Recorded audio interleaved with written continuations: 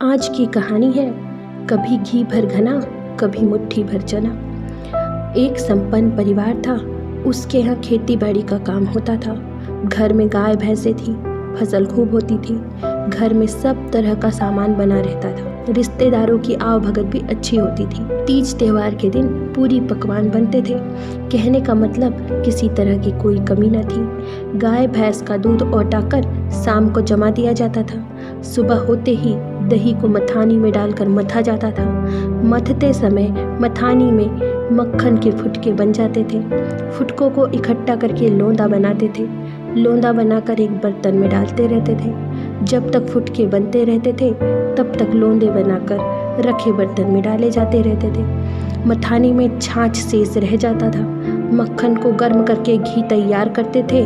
कुछ छाछ को घर में इस्तेमाल करते थे और बाकी को पड़ोसियों को दे देते थे।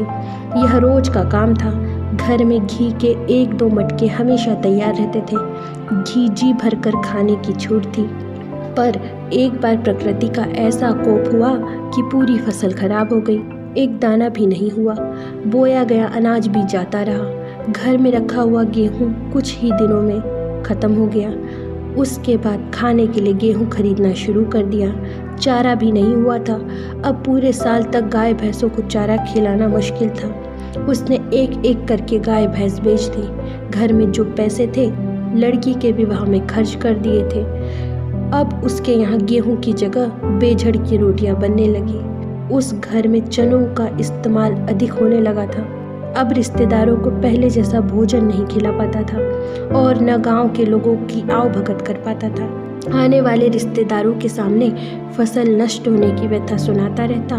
वे लोग तसल्ली देते हुए कहते कि भाई, यह तो समय की चलती फिरती छाया है। कभी घी भर घना, कभी मुट्ठी भर चना। और इस तरह यह कहावत बन गई।